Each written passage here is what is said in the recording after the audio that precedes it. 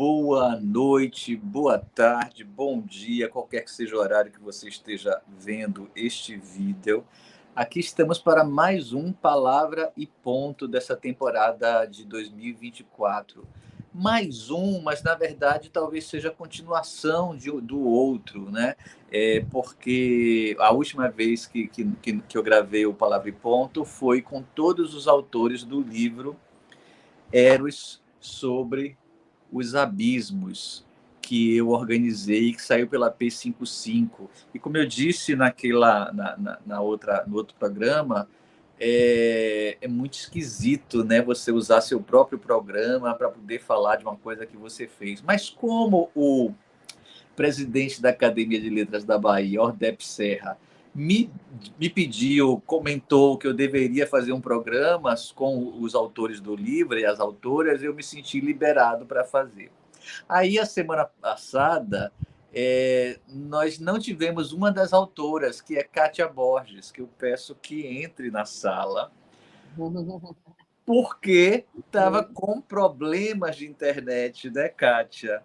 E a gente falou várias vezes isso, deixou bem claro, mas não podíamos deixar de conversar com você sobre o livro Eros sobre os Abismos. Boa noite, Kátia. Boa noite, que é o horário que a gente está gravando. Boa noite, bom dia, boa tarde. Mas hoje estamos bem, né? De internet, está tudo ok. Vamos, até o momento, tudo bem. Até o momento, tudo ok. Como a gente está gravando, se cair alguma coisa, a gente para e emenda. Então, se por Pronto, acaso estiver tranquilo. emendado, você que está nos assistindo deve ter sido por isso, certo? Mas normalmente a gente vai direto, embora gravado, é como se fosse ao vivo. Né? Então, as nossas hesitações, tudo entra. Kátia, e aí eu lhe chamei para participar de Eros sobre os Abismos, e o convite foi: vamos fazer um livro cujo tema é Sexo na Rua. Como foi para você? Na hora, Marcos, eu me lembrei de Alex Simões, né? E de como ele dedicou um poema para nós dois, por coincidência, que falava sobre como nós éramos pudicos, né? Pudicos. Pudicos. E eu me lembrei disso, eu falei, olha só, os dois envolvidos nesse livro sobre sexo na rua. Logo nós. Era ele fez o poema porque a gente conversou no Facebook, comentando que nós não éramos poetas experimentais, né? No sentido de experimental mais radical, né? E aí ele, muito incomodado, porque ele acha que todo poeta é experimental, né? Nesses outros sentidos mais amplos, né? Fez o poema. E aproveitou que nós somos pessoas de língua limpa. Será? E encheu. Pelo menos, eu acho que você eu também sou. Né? Colocou um monte de palavrão no poema, né? E a gente tem que viver com isso. E é uma honra, né? De repente a gente né, ter um poema de Alex. Eu estava me lembrando, você falou essa coisa de poeta experimental, eu estava me lembrando de Roberto Piva, né, que dizia que só acreditava em poeta experimental com vida experimental. Essa conexão. Isso realmente não é o meu caso. Não sei se, mas o meu não é. Mas foi um convite maravilhoso, eu fiquei muito feliz. E é um elenco fantástico de autores, uma temática desafiadora. Eu fui muito desafiada por essa temática, assim, confesso para você. Eu acho que eu fui uma das últimas a entregar o conto pronto, né? Uhum. Mas fiquei feliz com ele, gostei. Acho que é um conto que me trouxe alegria ao final. Né? E aí, foi de maneira inconsciente, mas eu acabei chamando 3 autoras que são predominantemente poetas, né? Você, Rita Santana e Clarissa Macedo, né? predominantemente são de maneira predominante poetas, e eu nem hesitei, nem parei para pensar sobre isso, não me ocorreu na hora que eu estava chamando poetas, né? É, e aí eu lhe peço para fazer um conto. Você já tinha alguma coisa começada, se não me engano, né? Mas mesmo assim é um momento de escrever um conto, sendo mais poeta, apesar das crônicas todas. Como é que Mas, você você se sabe, relaciona com isso, com esses gêneros? eu abandonei a ideia original, parti para uma ideia completamente nova, Uhum, que era que esse encontro lá na Praia da Lagoinha de madrugada, né, que é uma coisa bem inusitada, porque não costuma acontecer dessa forma com mulheres, né? Geralmente com homens é mais comum, né? Por uma série de circunstâncias. Mas com mulheres é mais difícil você encontrar alguém no meio da noite, da madrugada e ter uma relação íntima com essa pessoa, né? Quando se tratam de duas mulheres, né? E eu quis abordar e metaforizar também a violência que está sempre pairando, né, sobre os corpos femininos, né? Inclusive, né, nessa coisa, elas falam sobre o punho aberto, né, do platô e o punho fechado do platô, que é justamente onde fica o povoado, né? uhum. E elas, depois é que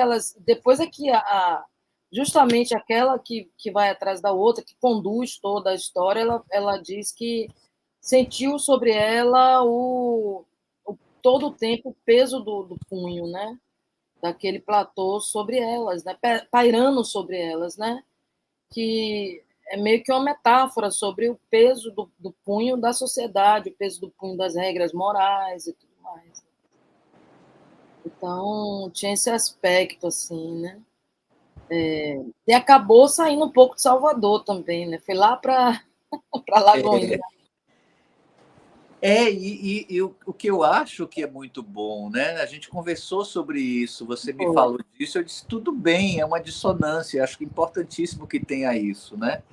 Sim. Dá uma quebra, bem uma surpresa, né? Mas por que lá? Tem algum motivo? Era uma paisagem que você conhecia e que achou que servia para a sua ideia, ou a ideia vinha a partir da paisagem? Vou te dar vou fazer uma argumentação bem poética. A sonoridade veio, veio da sonoridade da Praia da Lagoinha, do Rio Traíre, das dunas. Mas a ideia central era aquela, né? O que diriam se me vissem agora fazendo tal coisa, né? Uhum. E também eu queria que elas estivessem num lugar de passagem, um lugar de veraneio ao qual elas não pertencem. Tudo ali era como se fosse um deslocamento do cotidiano, do tempo, e nesse sentido, assim, muito, entendeu? Entre lagoa e mar, numa madrugada. Um lugar fora da ordem do dia, né? Da vida comum, né? Um Da vida lugar, comum, né? né? Paraipaba, como é que elas foram parar lá, né? Como é que foram parar lá naquela mata, né? Uhum. Como é que foram parar ali de madrugada, né? O que é que, né? E aí você introduz uma coisa que é interessante, que é o seguinte: quando os outros contos todos são na cidade, e são na cidade das pessoas, das personagens, né? Então, o erotismo está mesmo ali passeando no dia a dia das pessoas. E aí você traz uma história em que o erotismo talvez só aconteça fora do cotidiano, né? É bem interessante, porque aí você tem uma outra abordagem da vivência erótica com as suas personagens, não é isso? E é um lance que elas pontuam também, dentro do ponto, todo momento, que elas estão meio que fora dali, num espaço que elas criaram, mas que ao mesmo tempo elas sabem que não é o espaço ao qual elas pertencem. Tem que falar um pouco dessa instabilidade, né? A gente vive muito assim, sobretudo agora, né? Com essa com essa convivência quase que totalmente 90% virtual, né? Aham. A gente se relaciona muito com pessoas que a gente não sabe quem é, na verdade, que a gente não consegue ter um convívio, né? E, e esses relacionamentos passam por um filtro que também a gente não controla. Uhum.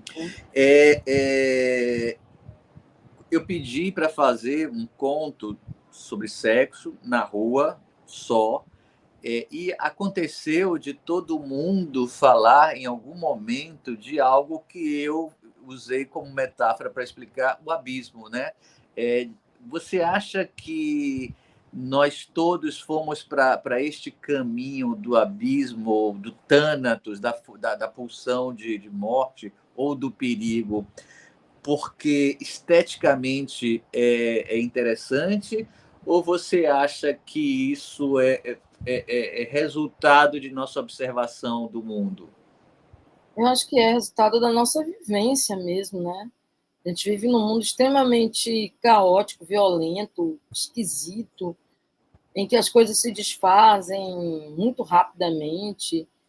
Uma coisa que me surpreendeu muito positivamente nos contos dos meus colegas, todos, aliás, todos, incluindo o seu, é que são todos contos que trazem justamente pessoas de alguma maneira, vivendo no limiar, né?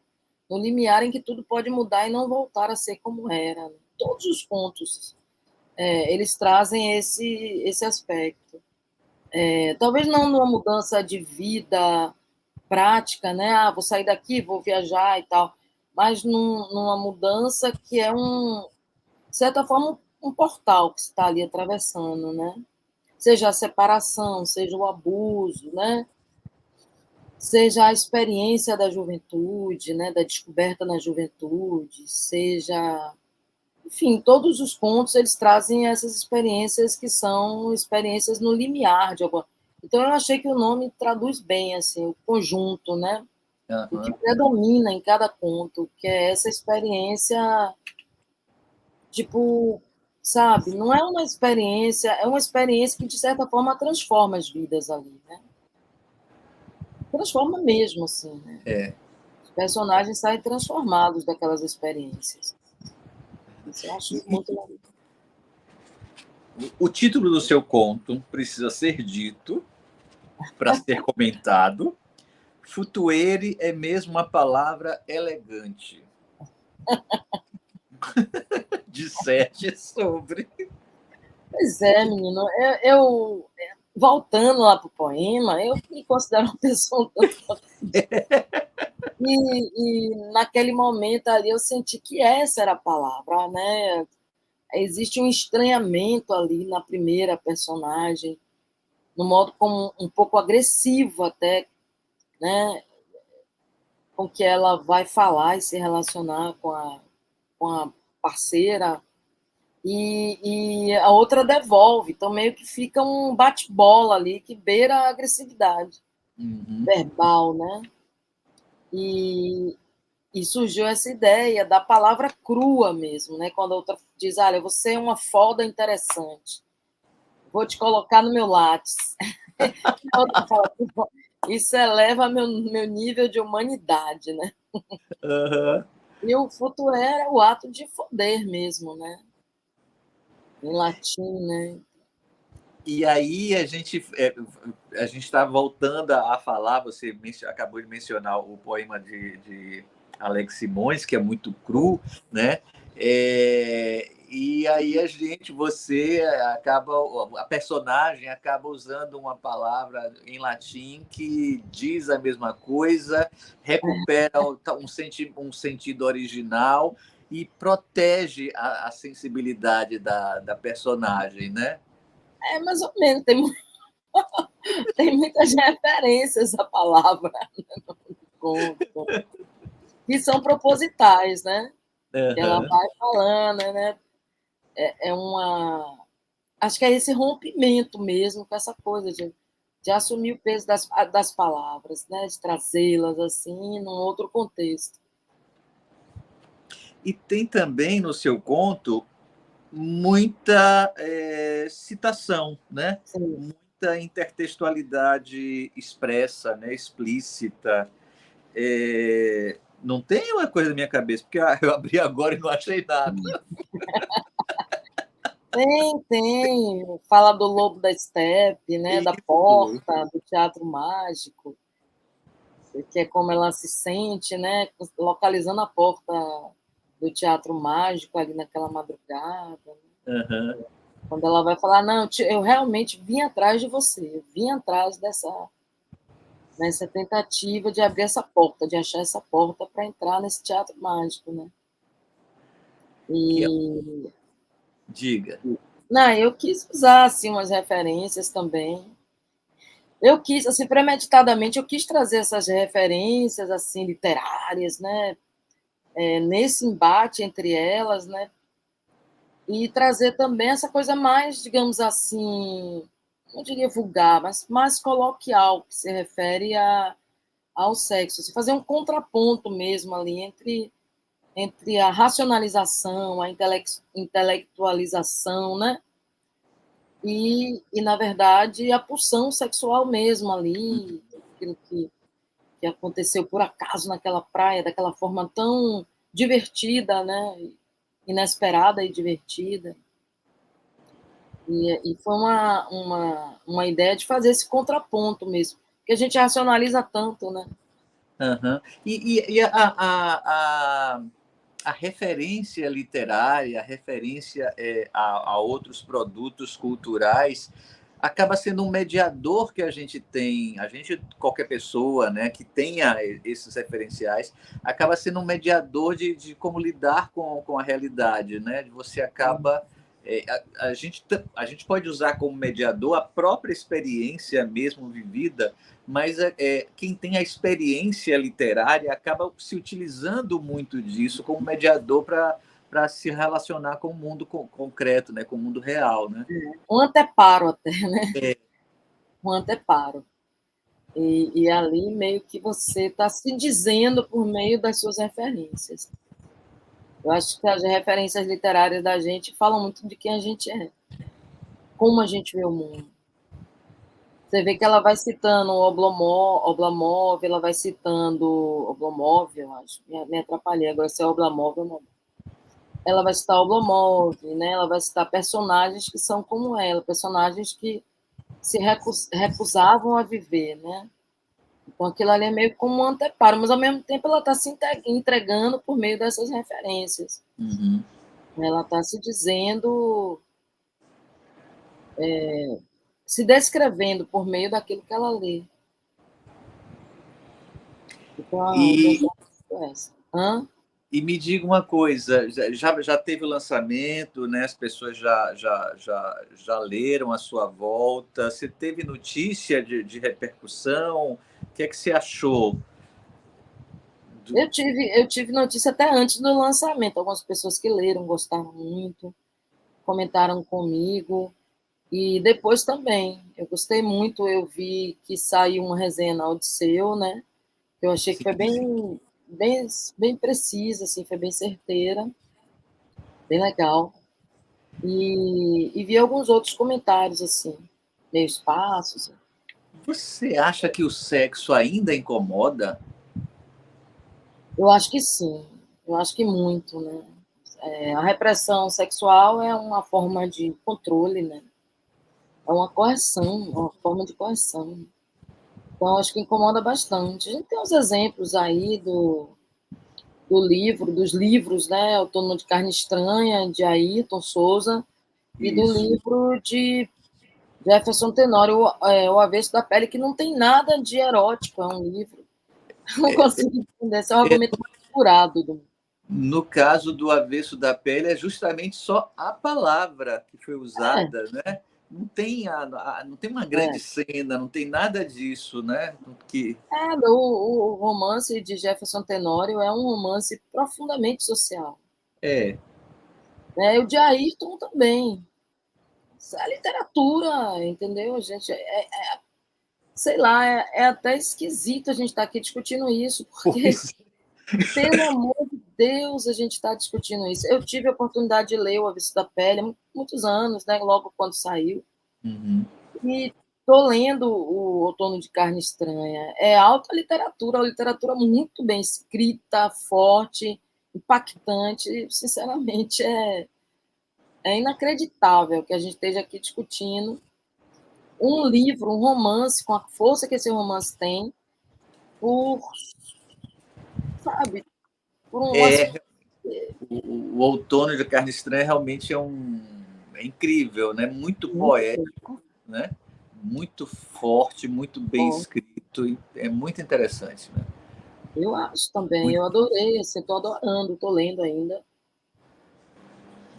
Aquele É, começo dele é uma porrada, né? pois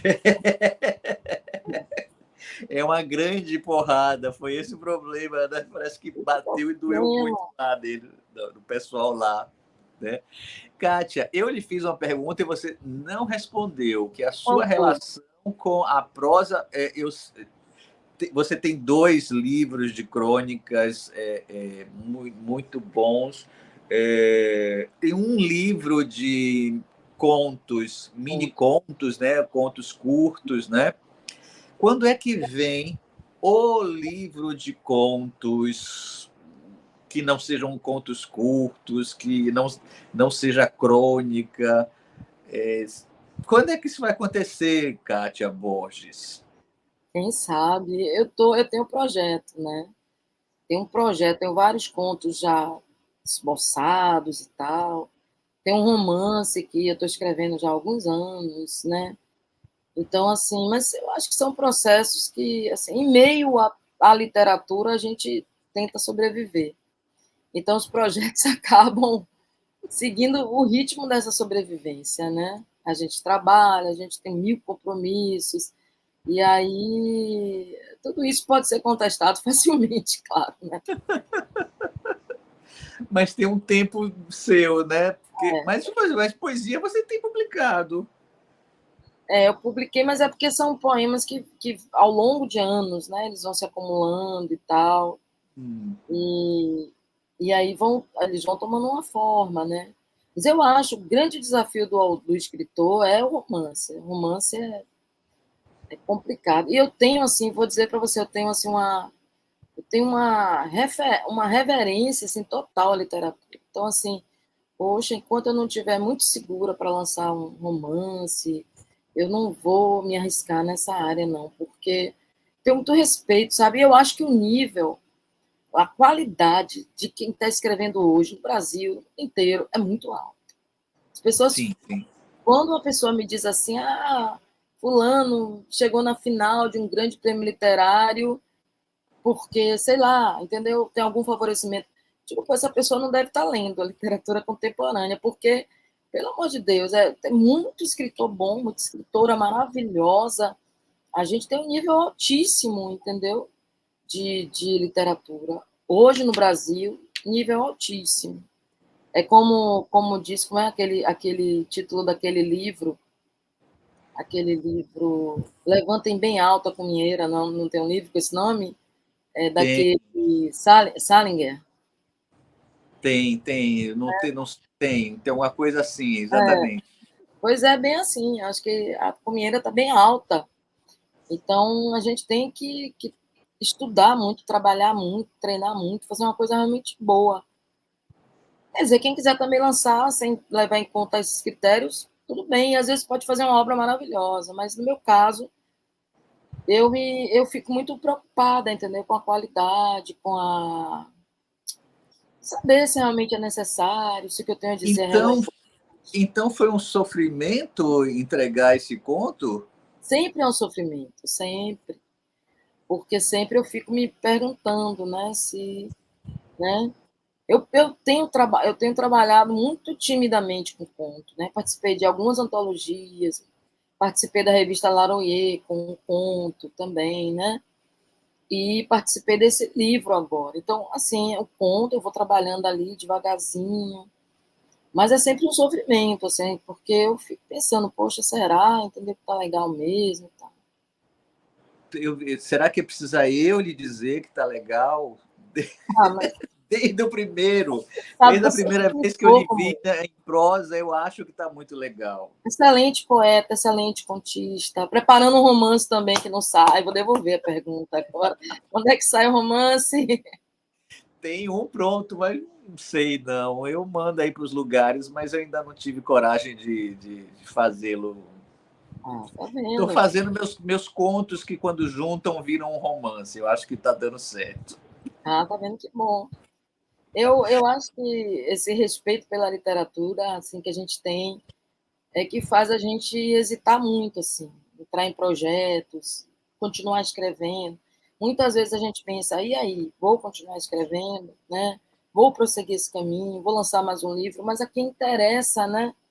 A quem interessa meus poemas, a quem interessa meus contos, minhas crônicas, minha literatura, no sentido de interessar, não no sentido da vaidade, ah, quem interessa, mas no sentido de a quem interessa, no sentido da humanidade mesmo, entende? Assim, o que é que eu estou fazendo? O que é que eu estou contribuindo, né, no mundo como que a gente vive, tão caótico, né? Como manter, assim, a sanidade, como manter alguma criatividade lírica ou estética quando a gente ouve notícias como as que a gente tem ouvido, né? De crianças, mulheres sendo assassinadas em Gaza, encurraladas como se fossem animais ali, sem ter saída. Porque o pior é você não ter saída e não ter arma, entende? Então, vejo muita gente falar, ah, é uma guerra. Guerra não é. Porque guerra é entre dois exércitos armados. Ali a gente não tem uma guerra. A gente tem um massacre, né? É. Enfim, é muito difícil. A gente vive num mundo desafiador, entendeu? Para nossa criatividade, para nossa sensibilidade. Então, às vezes, eu gosto sabe, de publicar, por exemplo, no meu Instagram, patinhos, gatinhos, cachorrinhos e aves voando e peixes exóticos, porque eu acho que a gente precisa encontrar um lugar de respiro nesse mundo, entendeu? Não é que você seja alienado, talvez seja o contrário. Talvez seja justamente o contrário. Por você não ser alienado, você precisa encontrar um lugar de respiro. Senão você morre, você desiste, você dá um tiro na cabeça. Eu hoje estava num evento na academia e foram distribuídas lembranças, né, para as mulheres que estavam lá. Era um evento com mulheres que foram lá para a academia, né? Depois isso vai ser divulgado, o que foi que aconteceu. E aí eu estava comentando, as mulheres pelo menos têm isso, né? Elas podem, de repente, dar uma paradinha e passar um batom e brincar com aquilo ali. Aí uma mulher que estava do meu lado disse, mas às vezes é obrigação, né? Aí quando é obrigação. Até algo que pode ser divertido acaba sendo cooptado para uma É. obrigação, para uma coisa ruim, né? É verdade, mas é verdade. Eu acho que o modo como se organiza a sociedade é algo que nos coloca dentro de papéis que exigem demais da gente. Então, quando as pessoas falam, ai, mas a humanidade hoje é muito estressada, como é que você não pode ser estressado numa sociedade que exige da mulher determinadas atitudes, do homem determinadas atitudes, É. que não te deixa fluir, sabe, com a vida? E a gente já nasce dentro dela. Então, às vezes, eu penso muito sobre. É um ponto de reflexão para mim, assim, né? É essa sociedade que a gente vive, os papéis que a gente assume, né, Marcos? O papel de uma mulher também é um papel sobrecarregado, sempre sob ameaça, né? Então, talvez Exatamente. um homem não entenda o que é uma mulher andar sozinha numa rua escura. Entende? É terrível, entendeu?